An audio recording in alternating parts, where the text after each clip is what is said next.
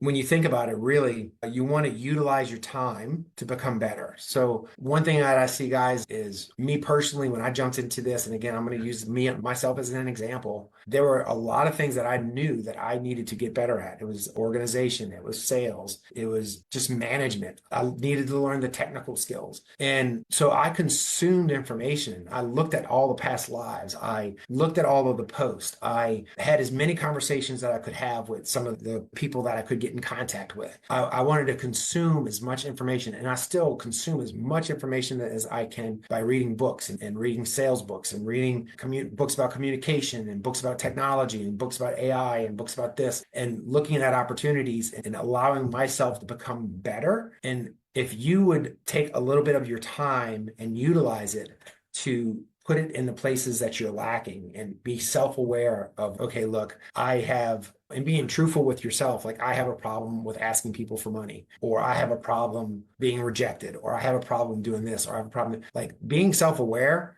and sitting there and saying, I have to overcome this, and then working on those things is going to push you to the edge. One of the greatest closes is like having a testimonial close. A testimonial close, meaning, hey, I've helped other people. Here's some testimonies that I can have, ultimately is a great way to close because you have case studies. We call them case studies. Hey, this is a person I helped here. This is a person I helped here. I have a YouTube playlist of clients and students that I will send to people and say, hey, here's some of my clients. Here's some of my testimonies. Why? Because it's not me pitching myself or my services. It's other people pitching myself and my services that I've helped in the past. And a lot of people are glad to have it. You should always continually be building up that testimonial of what you do, and it doesn't need to be a client. You could sit there and say, show them your dashboard. Here's 40 calls that came in last month for this lead gen. Here's a snapshot of it. That's 40 calls. Saving, one of my favorite things is having a couple of recordings of actual leads that come through and sit there and say, hey, here's a lead that came through right now. I've been on the phone or on a Zoom meeting and a lead comes through my phone. And I'm like, hey, I would never answer a phone call during a Zoom meeting, but you know how many times I've answered a lead during a Zoom meeting when I'm trying to sell leads? Because it's a testimonial. And so I'll take that phone and I'll be like, oh, hold on one second. This is actually a lead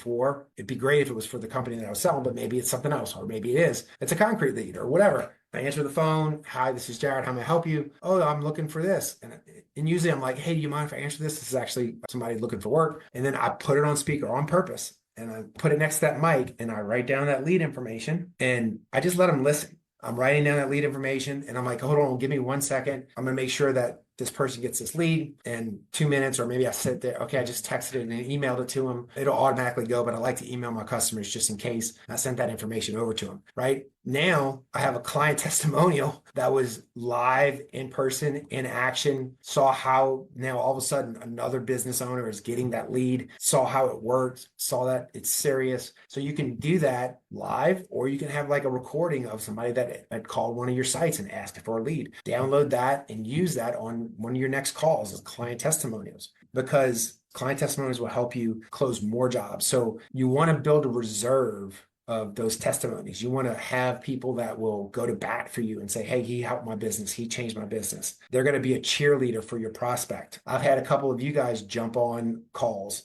with me, or I've jumped on calls with ePay, and I've had people reach out to me and say, hey, are you in that program? Do you still do that program? Because they've seen my testimonials and they want to hear from the guy who's winning. They don't want to necessarily hear from the salesman. They want to hear about the guy you helped, or the student that was a success story, and they reach out. And so you want to pull those kind of things in your reserve. You want to have people that will go to bat for you. Throw them a week of leads for free to record a video about your business. Hey, it would be so much different. Like Truman, what if you had a client that was a bathroom remodeler and he closed a $20,000 job? He filmed a 1-minute YouTube video and it was like, hey, my name is Joe and I own Joe's Bathroom and Remodeling, Lubbock, Texas. And I've been working with Truman for 2 weeks. And within the first 2 weeks, he sent me 5 jobs. I closed 2 of them for $25,000.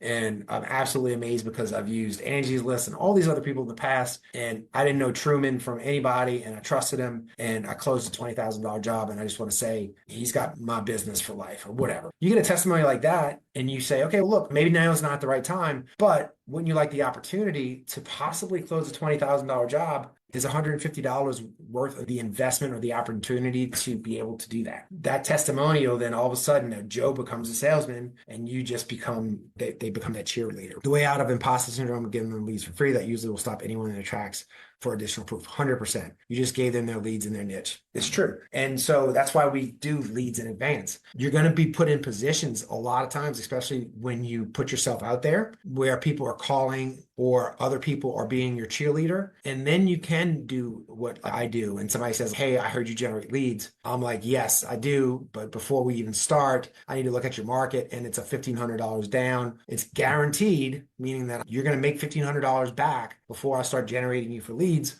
But I'm going to make that $1,500 and I'm going to sell that $1,500 to start that lead generation campaign. You're going to get to that point. But again, it's not something we want to teach, because we want you to believe in the product. We want you to be able to know that. And that's why I don't just take $1,500 from anybody. Like, I'm going to do my due diligence. I'm going to do my market research, because again, $1,500 might not be worth me getting into a difficult niche, but I do let them know, hey, look, I'm going to look at the market, but it is $1,500 to work with me up front. We can break that up. We can figure out, get creative on it, but it's $1,500. But it is guaranteed, meaning that you're going to make your money back on leads moving forward.